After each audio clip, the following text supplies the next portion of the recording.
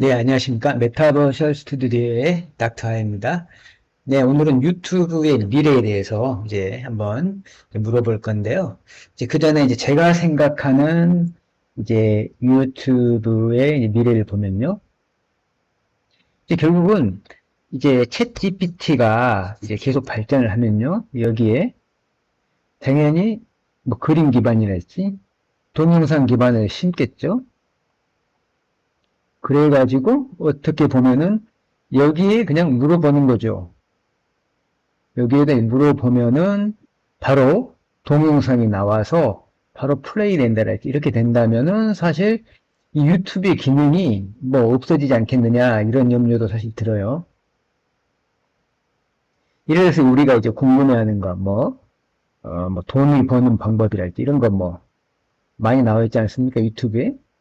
근데 유튜브의 단점이 또 하나가 있어요. 뭐냐면 단점 중에 하나는 신뢰가성이 낮다는 거죠. 신뢰성이 떨어지죠. 신뢰가 사실. 왜냐면 사실 뭐 돈 버는 방법이네 뭐네 또 어떤 방법 지식을 찾아봐도 그게 사실인지 거짓인지 판별할 길이 없죠. 그냥 믿는 것 뿐이죠. 그렇지만은 이 챗 GPT를 이용해서 이게 동영상을 송출해 준다면은 신뢰도가 상당히 높겠죠. 이런 장점이 생깁니다. 그렇게 된다면은 어떻게 되겠습니까? 챗 GPT를 이용한 이런 서비스가 윈하겠죠. 그런데 여기에서요. 그렇게도 생각할 수 있는데 그게 또 일반적으로 생각할 수도 있어요. 그래가지고 유튜브의 미래는 어둡지 않느냐 이렇게 생각할 수 있는데 그 전에 유튜브도 이제 방어를 하겠죠. 방어를 해요. 어떻게 방어를 하냐. 이 챗 GPT를요. 유튜브에 심겠죠. 기능을 심을 거예요. 심어가지고 유튜브에 어떤 신기능 이걸 확대하고 이것을 발전해 나갈 겁니다. 그래서 유튜브를 이렇게 해서 유튜브를 살리게 될 거예요. 이제 그렇게 된다고 보죠. 그래서 쉽게 유튜브가 무너질 것은 아니다. 저는 그렇게 생각합니다. 유튜브에 분명히 이 챗 GPT를 기능을 가져올 거다. 그래서 더욱더 강력한 유튜브로 만들 것이다. 그래가지고 신뢰성도 더 높이고요. 더 높이고 어떤 다양성이랄지요. 또 확장한다랄지 확장성이랄지 그런 거 있지 않습니까? 뭐 여러 가지 장점을 높이는 게 될 것이다. 그래서 결국은 뭐 유튜브가 그렇게 쉽게 뭐 사라지거나 다른 것에 의해서 질 것이라고 생각은 안 합니다. 결국은 어떤 거든지 자본 싸움 아니겠습니까? 어디가 더 크냐는 거죠. 어떤 큰 시장을 어디가 점유하고 있느냐. 현재 점유하고 있는 곳, 그리고 현재 자본이 많은 곳. 이곳은 그걸 이용해서요. 앞으로도 더 커질 가능성이 더 높겠죠. 어쨌든 간에 이 챗 GPT가 뭐 어떤 걸로 뭐 커진다기보다는요. 어떤 다른 기존에 있잖아요. 기존의 업체들, 기존의 기업들이 챗 GPT를 이용해서 이제 그곳이 이제 더 발전하는 이런 형태가 되겠죠. 이렇게 이제 생각이 들고요. 네, 그렇습니다. 어쨌든 오늘은 그렇고 이제 챗 GPT에게 물어보겠어요. 네, 먼저 유튜브의 미래에 대해서 물어봤습니다. 그러니까 인공기술의 적용, 그다음에 라이브 스트리밍 확대, VR, AR의 도입, 그리고 컨텐츠의 다양화, 그리고 수익 모델의 변화 등을 제시해주고 있습니다. 이제 그 다음에 다시 한번 유튜브 미래를 똑같이 복사를 해서 다시 물어봤어요. 그 이유는 혹시나 또 다르게 나오지 않느냐 이렇게 봤는데요. 네, 똑같이 5개가 나오는 것을 이제 볼 수 있었습니다. 네, 이렇게 나오죠. 네, 그 다음에는요. 이제 미래의 유튜브에 대비해서 현재 유튜버들이 준비해야 될 사항이 뭐겠느냐 이걸 한번 물어봅니다. 물어봤더니요. 다양한 컨텐츠 제작, 그다음에 소셜미디어 플랫폼 활용, 인공지능 기술 습득, 그다음에 VR, AR에 대한 이해, 그다음에 다양한 수익 모델 탐색 이렇게 또 5가지를 말해주네요. 그 다음은요, 처음 유튜브를 시작하는 유튜버들에게 우리 가장 주의해야 할 점 무엇인가? 이렇게 물어봤어요. 또 좀 다른 주제이긴 한데, 그런 것들을, 사실 유튜브에서 찾아봤었죠, 지금까지는.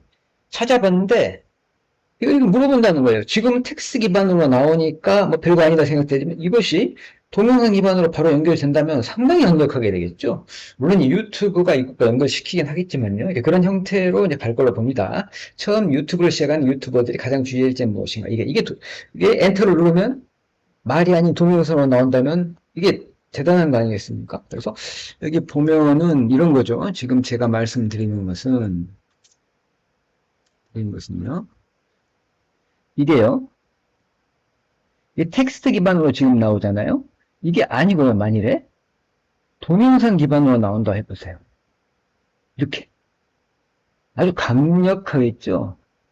강력하다는 거예요. 이거. 그래요. 이렇게 나올 가능성이 상당히 높습니다. 참고로 하시고요. 네, 이제 답이 나오는데요. 목적과 대상 그리고 컨텐츠, 적극적인 홍보, 수익 모델에 대한 이해, 일정한 업로드 추가, 그리고 끝없는 발전. 이렇게 이런 생각이 들어요. 우리가 이제 유튜브를 검색하잖아요. 검색할 때 어떤 단어 수준이 아닙니까? 이게 아니라요. 이제 문장으로 가는 거죠. 문장 수준으로 이제 발전하는 거죠. 문장 수준으로 발전하는 겁니다.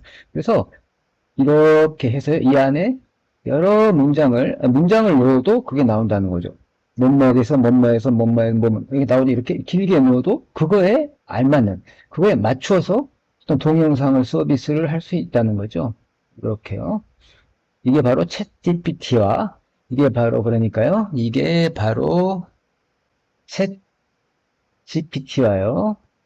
유튜브와 협력입니다. 유튜브와의 이 협력입니다. 이렇게 되죠. 이렇게 될 걸로 예상됩니다. 왜 협력을 해야 되냐 이거죠. 왜 협력을 해야 되냐. 서로 장단점이 있는 거죠. 지금 현재 무슨 장단점이 있냐. 이 챗 GPT와요. 유튜브와의 대결을 한다 해도요. vs. 자, 장단점이 있는 거죠. 자, 장점 단점을 한번 보면요. 이제 챗 GPT의 장점은요. 역시 이제 신뢰성이죠. 아무래도 이제 여러 가지 이제 지식을 쌓았으니까. 그리고 딥러닝, 머신러닝 하다 보니까 신뢰성 면이죠. 다음 유튜브는요, 다양성 면이죠. 다양성 면이 이제 장점으로 부각되고 있습니다. 이게 있고요. 그러는 반면에요, 반대로, 챗 GPT는 뭡니까? 이제 다양성 면에서는 떨어지겠죠. 다양성 면에 떨어지고. 유튜브는 반대로 신뢰성 면에서는 또 떨어지죠. 신뢰성 면에서는 이제 떨어진다는 거예요. 그래서 이것 두 개가 합쳐진다는 거죠. 합쳐지면 아주 강력한 무기가 될 것이다. 강력하게 될 것이다. 그죠? 이런 형식으로 이제 나오게 된다는 거죠. 이런 가능성이 저는 굉장히 이제 높다고 봅니다. 그렇게 된다면 다양성을 추구하면서요. 유튜브의 다양성을 추구하면서 챗 GPT의 신뢰성을 같이 얻게 되는 거죠. 이렇게 같이 얻게 되는 그러한 환경. 대단히 이제 우리 시청자로서는 반가운 일이 아닐 수 없어요. 네, 그 다음으로는요. 유튜브 구독자를 늘리는 최선의 방법이 무엇인지에 대해서 물어봤습니다. 그랬더니요. 네, 품질 높은 컨텐츠 제작, 타겟팅된 비디오 제작 및 설명, 소셜미디어 사용, 커뮤니티 구축, SEO 최적화. 네. 이게 유튜브의 다양성이 떨어진다고 했죠. 이 말은, 같은 말은 이게 뻔한 대답이라는 거예요. 뻔한 대답. 유튜브가 아니라 방금 말한 챗GPT 다양성이 떨어진다 했죠. 이게 뻔한 대답이라는 거예요. 뻔한 대답. 뻔한 대답이 나요. 그러나 유튜브에서는 어떻습니까? 다양한 대답이 나오죠. 유튜브에서는요. 이게 다양한 대답이 나오거든요. 다양한 대답. 비록 신뢰성은 좀 떨어질 수 있어요. 약간 떨어질 수는 있지만 이 다양한 대답이 나오기 때문에 우리가 굉장히 다양한 접근이 가능하다는 거죠. 근데 아직까지 이 챗GPT는 뻔한 대답을 해주기 때문에 이제 재미가 없죠. 재미가 없다는 거예요. 재미가 없어요. 그냥 그저 그렇다. 요걸 이제 서로 협력을 해야겠죠. 둘이 협력을 하면 이제 좋은 효과를 보일 걸로 이제 봅니다. 네. 이제 SEO 최적화에 대해서 이제 궁금하니까 다시 한번 더 구체적으로 물어보는 이제 또 과정입니다. 이렇게 물어보면요. 이쪽 키워드 연구, 또 제목, 설명, 그다음에 태그, 썸네일, 길이, 이렇게 구체적으로도 이제 답을 또 해주죠. 모를 때는 구체적으로 물어보고요. 또 다른 질문입니다. 만일 유튜브 콘텐츠의 제목과 썸네일을 다른 사람이 올린 것과 같게 만들면 문제가 있겠는가? 어떤 문제가 있겠는가? 요즘에 좀 문제가 되었던 거죠. 그래서 한번 물어봤습니다. 네, 그랬더니 이제 표절이고 뭐 또 어떻게 되고 어떻게 된다 이렇게 나와 있어요. 이건 한번 여러분들이 이제 읽어보시고요. 네, 그 다음은요.